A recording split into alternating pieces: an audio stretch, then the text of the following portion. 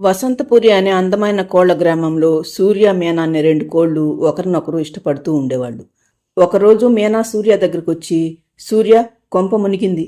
మా అన్నయ్యలిద్దరూ నాకొక పెళ్లి సంబంధం చూశారట. రేపే పెళ్లి చూపులని మా అమ్మ నాతో చెప్పింది. ఇప్పుడేం చేద్దాం సూర్య అంటుంది మీనా. ఇందులో కంగారు పడటానికి ఏముంది మీనా? నేను ఇప్పుడే వచ్చి మీ అమ్మ అన్నయ్యలతో మాట్లాడతాను. ఎప్పటికైనా ఈ విషయం వాళ్లకు తెలియాల్సిందే కదా అంటాడు సూర్య. మా అన్నయ్యల సంగతి నీకు తెలియదు సూర్య. వాళ్ళు పరమ దుర్మార్గులు. నా పెళ్లి వాళ్ళ ఇష్ట ప్రకారమే జరగాలని వాళ్ళు అనుకుంటున్నారు. ఇప్పుడు నువ్వు వాళ్ళకి ఎదురుగా వచ్చి మన సంగతి చెప్పావంటే వాళ్ళు నిన్నేమైనా చేయొచ్చు. నువ్వు లేకుండా నేను బ్రతకలేను సూర్య అంటుంది మీనా. మరేం చేద్దామో నువ్వే చెప్పు మీనా అంటాడు సూర్య. మనం ఈ రోజే పెళ్లి చేసుకుందాం సూర్య. మా స్నేహితులతో మాట్లాడాను. వాళ్ళ సమక్షంలో మనం పెళ్లి చేసుకుందాం. ఈ విషయం ఎవరికీ తెలియకుండా రేపు ఉదయం వరకు దాచిపెడదాం. పెళ్ళయ్యాక నువ్వు మీ ఇంటికి వెళ్ళిపో. నేను ఎప్పట్లాగానే మా ఇంటికి వెళ్తాను. రేపు ఉదయం ఎవరూ లేవకముందే మనం ఈ ఊరు విడిచిపెట్టి వెళ్ళిపోదాం. ఇక్కడికి దగ్గరలో ఉన్న అడవిలో నీ స్నేహితుడు పావురం ఉన్నాడు కదా, అతని దగ్గరికి వెళ్ళిపోదాం. ఇక నుండి మనం అక్కడే ఉందాం అంటుంది మీనా. నాకెందుకో మనం తప్పు చేస్తున్నామేమో అనిపిస్తుంది మీనా, కానీ నీకోసం ఒప్పుకుంటున్నాను అంటాడు సూర్య. అనుకున్నట్లుగానే మరుసటి రోజు ఎవరూ లేవకముందే సూర్య మీనాలిద్దరూ అడవిలోకి వెళ్ళిపోతారు. వాళ్ళిద్దరూ నేరుగా పావురం దగ్గరకు వచ్చి జరిగిన విషయమంతా చెప్పటంతో, మీరు తొందరపడ్డారేమో సూర్య. సరే, జరిగింది మనం మార్చలేం కదా. ఇక్కడికి దగ్గరలో నాకు తెలిసిన ఒక ఇల్లుంది. ప్రస్తుతానికి మీరు అక్కడుందరు కనపదండి అని పావురం సూర్య మీనాలిద్దరినీ ఆ ఇంటి దగ్గరకు తీసుకొస్తుంది. అప్పటి నుండి సూర్య మీనాలిద్దరూ ఆ ఇంట్లో కాపురం మొదలు పెడతారు. సూర్య పావురం సహాయంతో అడవిలో దొరికే ఆహారాన్ని తెస్తూ ఉండేవాడు. మీనా ఇంటి దగ్గరే ఉండి ఇంటి పనులు చూసుకుంటూ ఉండేది. మరోవైపు మీనా అన్న రంగా కోడిపుంజు తన తమ్ముడు రాజు కోడిపుంజుతో కలిసి మీనా సూర్యాల కోసం చుట్టుపక్కల అన్ని ఊర్లు వెతుకుతూ ఉంటాడు. ఊర్లో వాళ్ళ ద్వారా సూర్య మీనాల ప్రేమాయణం గురించి తెలుసుకున్న అన్నదమ్ములిద్దరూ ఆ సూర్య కనపడితే నరికేసి తన చెల్లెలను తీసుకురావాలని కత్తులు పట్టుకుని తిరుగుతూ ఉంటారు. అలా 10 రోజులు గడిచిపోతాయి. ఒకరోజు రాజు కోడిపుంజు తన అన్నతో, అన్నయ్య, చెల్లెల కోసం మన చుట్టుపక్కల అన్ని ఊర్లు వెతికాం. కానీ ఆ సూర్య మీనాలిద్దరూ ఎక్కడా కనిపించలేదు. నాకెందుకో వాళ్ళు మన ఊరి పక్కనే ఉన్న అడవిలోకి వెళ్ళి ఉంటారని అనిపిస్తుందన్నయ్య. మనం రేపటి నుండి ఆ అడవిలోకి వెళ్ళి వెతుకుదామన్నయ్య అని రాజు కోడిపుంజ అనటంతో, నువ్వన్నది కూడా నిజమే తమ్ముడు, అలాగే చేద్దాం అంటాడు రంగ. మరుసటి రోజు అన్నదమ్ములిద్దరూ అడవిలోకి వచ్చి మీనా వాళ్ళని వెతకటం మొదలు పెడతారు. వాళ్ళు అడవిలో చాలాసేపు వెతికిన తర్వాత అలసిపోయి ఒక చెట్టు కిందకు వచ్చి నిలబడతారు. ఆ చెట్టు మీద సూర్య స్నేహితుడు పావురం అతని భార్య మాట్లాడుకుంటూ ఉంటారు.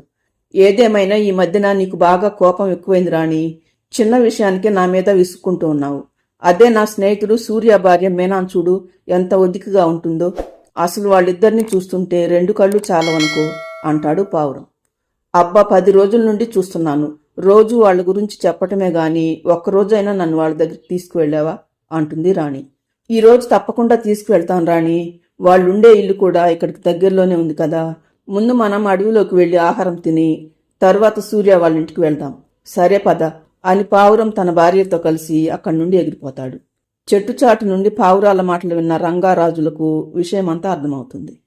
అంటే ఆ మీనా సూర్యాలిద్దరూ ఇక్కడికి దగ్గరలోనే ఉన్నారన్నమాట. వెళ్దాం పద తమ్ముడు. వాళ్ళెక్కడున్నా ఈరోజు మనల నుండి తప్పించుకోలేరు అని రంగా తన తమ్ముడిని వెంటబెట్టుకుని చాలాసేపటి తరువాత మీనా వాళ్ళ ఇంటి దగ్గరికి వస్తాడు.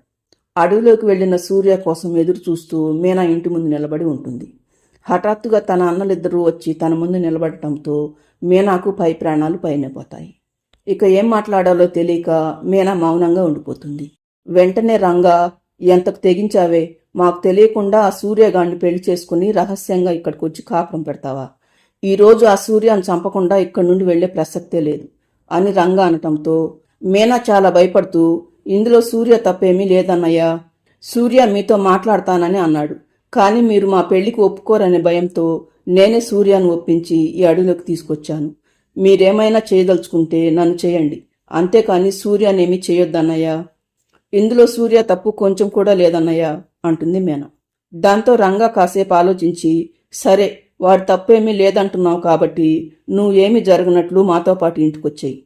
మేం చూసిన కోడిపుంజును పెళ్లి చేసుకుని కొన్ని రోజులకంతా మర్చిపోయి మేం చెప్పినట్లు విను. లేకపోతే ఇప్పుడే ఆ సూర్యాన్ని చంపి నిన్ను మాతో పాటు తీసుకువెళ్తాం. ఏం చేయాలో నువ్వే ఆలోచించుకో అంటాడు రంగా. దాంతో మీనాకేక ఏం చేయాలో అర్థం కాదు. కాసేపు అయితే సూర్య వస్తాడు. వీళ్ళిద్దరూ తనను బ్రతకనివ్వరు. సూర్య ప్రాణాలు కాపాడాలంటే ప్రస్తుతానికి నేను వీళ్ళతో వెళ్ళటమే మంచిది అనుకున్న మీనా, సరే అన్నయ్య, మీరు చెప్పినట్లే చేస్తాను పదండి అని మీనా అనటంతో రంగారాజులిద్దరూ మీనాను తీసుకుని వాళ్ళ ఇంటికి వెళ్ళిపోతారు. కాసేపటి తర్వాత ఇంటికొచ్చిన సూర్యకు మీనా ఎక్కడా కనిపించకపోవటంతో కంగారు పడుతూ అంతటా వెతుకుతూ ఉంటాడు. అలా కొన్ని రోజులు గడిచిపోతాయి. రంగారాజులిద్దరూ మీనాకు పెళ్లి సంబంధాలు చూడటం మొదలు పెడతారు. కానీ మీనా సూర్యాల సంగతి ఊళ్ళో పుకారు పుట్టడంతో మీనాకు సరైన సంబంధం దొరక్క ఇబ్బంది పడుతూ ఉంటారు. ఇంతలో మీనాకు తను తల్లి కాబోతున్నాననే విషయం తెలుస్తుంది. ఒకరోజు ఆ విషయాన్ని మీనా భయపడుతూ తన తల్లికి చెబుతుంది. దాంతో మీనా తల్లి సత్యవతికి భయంతో నోట మాట రాదు. ఒకవైపు మీ అన్నయ్యలిద్దరూ నీకు పెళ్లి చేయాలని సంబంధాలు వెతుకుతుంటే ఇప్పుడేంటే ఇలా చావు కబురు చల్లగా చెబుతున్నావు అంటుంది సత్యవతి. ఎన్నిసార్లు చేస్తారమ్మా నాకు పెళ్లి? నాకు ఇదివరకే పెళ్ళైపోయింది. ఎవరెన్ని అనుకున్నా సూర్యనే నా భర్త. నీ కొడుకులిద్దరూ సూర్యాన్ని చంపుతానని బెదిరిస్తే భయపడి వచ్చాను.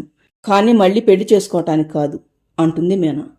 ఏమో తల్లి, మీ అన్న చెల్లెల మధ్య నేను నలిగిపోయి చస్తున్నాను. ఇప్పుడేం చేయాలో ఏంటో అంటుంది సత్యకోడి. మరికొద్ది రోజులయ్యేసరికి మీనా 2 గుడ్లు పెడుతుంది. తన కొడుకులకు తెలిస్తే మీనాను చంపేస్తారన్న భయంతో సత్యవతి మీనా గుడ్లను రంగావాళ్ళు చూడకుండా జాగ్రత్త పడుతుంది. చివరకు ఒకరోజు మీనాను పెళ్లి చేసుకోవటానికి చంద్ర అని కోడిపుంజు ఒప్పుకుంటాడు. కానీ చంద్రకు ఇదివరకే పెళ్ళైపోయి 2 పిల్లలు కూడా ఉంటారు. ఈ సంగతి రంగా తన తల్లికి చెప్పటంతో, ఏంటి రంగా, దానికి 2వ పెళ్లివాణ్ణి, అది 2 బిడ్డల తండ్రినిచ్చి పెళ్లి చేస్తావా అంటుంది సత్య. దీని సంగతి ఊళ్ళో వాళ్ళందరికీ తెలిసిపోయిందమ్మా. దీన్ని చేసుకోవటానికి ఎవరూ ముందుకు రావటం లేదు.